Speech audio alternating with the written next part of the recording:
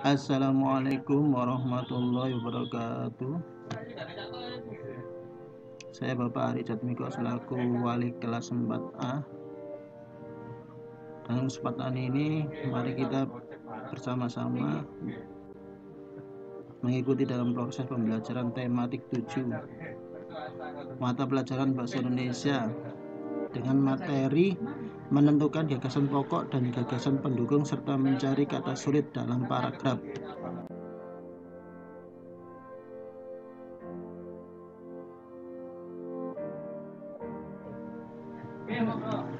Gagasan pendukung merupakan inti dari isi atau dari paragraf, disebut juga kalimat utama. Ciri paragraf gagasan pokok adalah sebagai berikut, berupa kalimat umum, memuat topik atau inti permasalahan yang berpotensi untuk dijelaskan lebih detail. Kalimat panjang. Gagasan pokok jumlahnya hanya satu pada tiap satu paragraf. Gagasan pokok terdapat dalam kalimat utama yang dapat berdiri sendiri meski kalimat lain dihilangkan.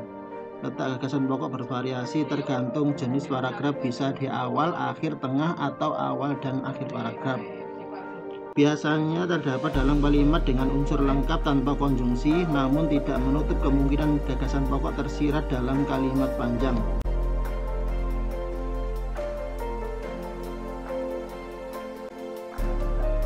Gagasan pendukung. Gagasan pendukung berfungsi sebagai penjelas dari gagasan pokok. Gagasan pendukung menjabarkan dengan detail apa yang coba disampaikan oleh gagasan pokok dengan penjelasan sebagai berikut, berupa kalimat khusus atau spesifik. Memuat penjabaran dari gagasan pokok. Gagasan pendukung jumlahnya lebih dari satu pada tiap satu paragraf. Kalimatnya berupa pernyataan, uraian, data, rangkaian peristiwa, contoh, atau mengandung banyak keterangan. Kalimat yang mengandung gagasan pendukung tidak dapat berdiri sendiri. Bila kalimat lain termasuk kalimat yang mengandung gagasan pokok dihilangkan, maka terkesan timpang, sumbang, atau tidak utuh. Biasanya banyak memakai konjungsi. Letaknya bisa di mana saja tergantung posisi kalimat yang memuat gagasan pokok. Cara menentukan gagasan pokok dan gagasan pendukung. Paragraf dalam sebuah teks terdiri dari berbagai gagasan pokok dan gagasan pendukung. Kedua gagasan tersebut berfungsi untuk memperjelas isi dari sebuah teks. Berikut cara menentukan gagasan pokok dan pendukung dalam paragraf. Yang pertama, baca teks dengan cermat. Yang kedua, temukan garis besarnya. Mengambil kesimpulan dari inti suatu paragraf.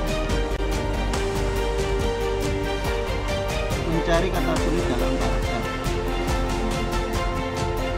Kata sulit adalah kata-kata yang belum dipahami maknanya. Biasanya kata sulit berupa kata-kata serapan dari bahasa asing maupun bahasa daerah atau istilah-istilah teknis yang berhubungan dengan tema teks tersebut. Cara menemukan arti dari kata sulit adalah membuka kamus bahasa Indonesia atau KBBI untuk mencari istilah tersebut.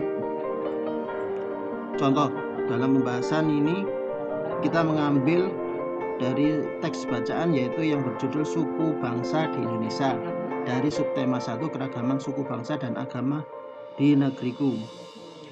Kata sulit yang pertama kita temukan slogan, yang artinya perkataan atau kalimat pendek yang menarik atau mencolok dan mudah diingat untuk memberitahukan atau mengiklankan sesuatu. Yang kedua, sensus, yang artinya penghitungan jumlah penduduk, tingkat ekonomi, dan sebagainya yang dilakukan oleh pemerintah dalam jangka waktu tertentu. Misalnya, waktu 10 tahun dilakukan secara serentak dan bersifat menyeluruh dalam batas wilayah suatu negara untuk kepentingan demografi negara yang bersangkutan. Yang kedua, kata sulit etnis, yang artinya etnik atau suku bangsa.